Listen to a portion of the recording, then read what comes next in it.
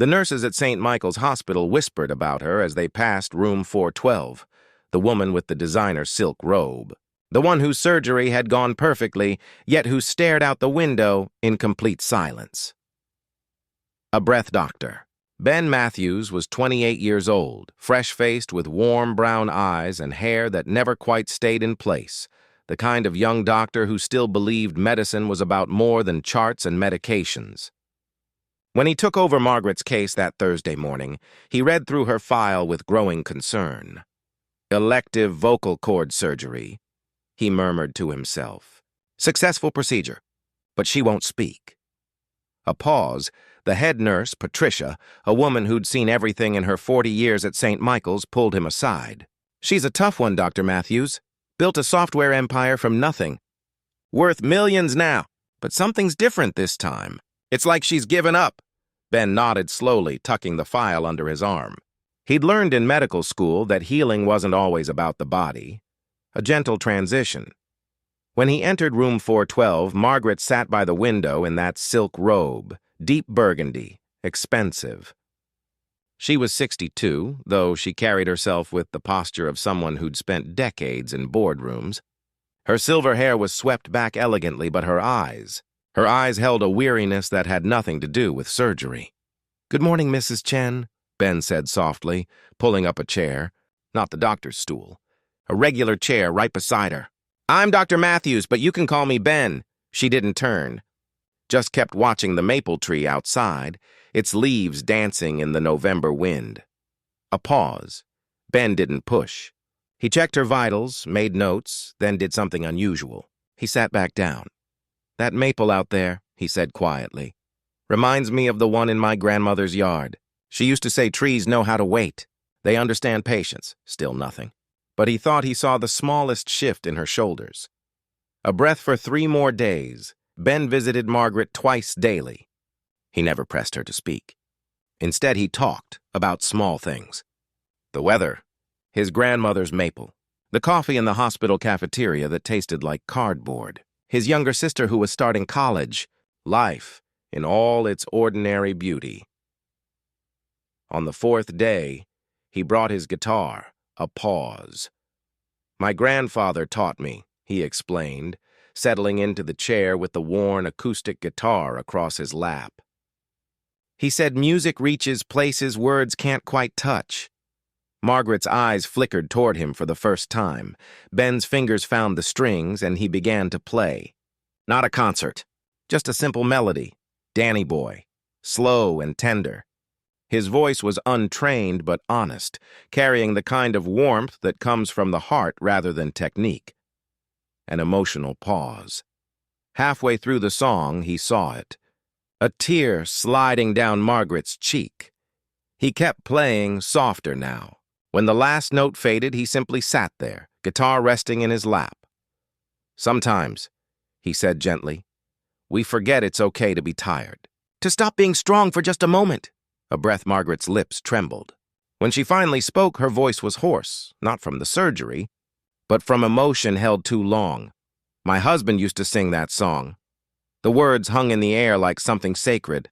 Ben leaned forward slightly. "Tell me about him." A pause, and she did. Slowly at first, then like a dam breaking. About Robert, who died 8 months ago. About building their company together, sitting at their kitchen table with nothing but dreams and determination. About how success had come, but somewhere along the way, they'd stopped singing. Stopped dancing in the kitchen. Stopped being anything but busy. "The surgery," she whispered, "was supposed to fix a problem with my voice. But the truth is I stopped wanting to use it. Without Robert, what's the point of speaking?" A gentle pause. Ben set the guitar aside. "Mrs. Chen, Margaret, my grandfather passed away last year. He was the one who gave me this guitar. And you know what I realized? He didn't give it to me so I could hold on to grief. He gave it to me so I could share the music, share the love." He reached into his white coat pocket and pulled out a small photograph, creased and worn. A young couple in 1970s clothes, laughing on a porch. My grandparents, 1974. Graham says this was taken the day they bought their house. Nothing fancy, but it was theirs. "She told me something last month that stuck with me. She said, "Ben, missing him isn't dishonoring his memory. But forgetting to live would be—" A pause. Margaret took the photo with shaking hands, studying the joy captured there. They look so happy. They were. For 52 years. But Graham's still here, still tending that maple tree, still making her terrible meatloaf every Sunday? He smiled. Still living. A breath. Margaret looked at this young doctor with his rumpled hair and kind eyes. "Why are you being so nice to me?" "You have other patients." "Because," Ben said simply, "my grandfather taught me that medicine isn't just about fixing bodies. It's about seeing people, really seeing them. And I see a woman who's forgotten she's still got music in her." An emotional pause. Over the next 2 days, Ben visited with his guitar. He played. Margaret talked. Sometimes she cried. Sometimes she laughed, remembering Robert's terrible jokes and his even worse attempts at cooking. She told Ben about their daughter, Sarah, who'd been calling every day but whom Margaret had been too lost to truly hear. On Margaret's last day in the hospital, Ben came by one final time. She was dressed now, ready to go home, but there was something different about her. A light in her eyes that hadn't been there before. A pause. Dr. Matthews. "Ben," she said, her voice stronger now. "Thank you for seeing me." "Thank you for letting me," he replied. Then, with a gentle smile, "Your voice sounds perfect, by the way."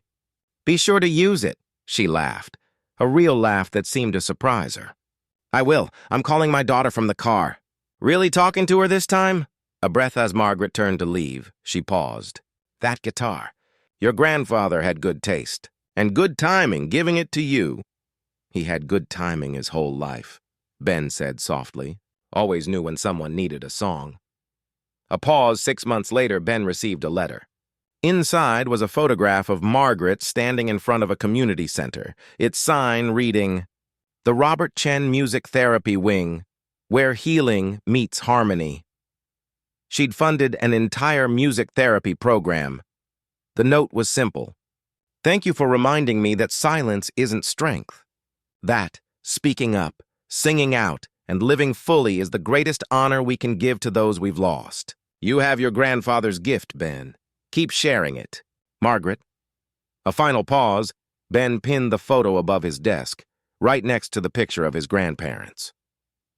That evening, he took his guitar to the pediatric ward and played for a little girl who couldn't sleep.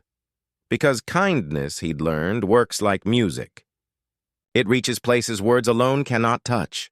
And sometimes the simplest acts, a song, a chair pulled close, a willingness to sit with someone in their pain, can remind us all that we're still here, still living, still full of music yet to be shared. A gentle closing breath. The maple tree outside. Room 412 continued to dance in the wind, patient and knowing as all trees are. And somewhere in the city, a woman who'd forgotten how to speak learned to sing again.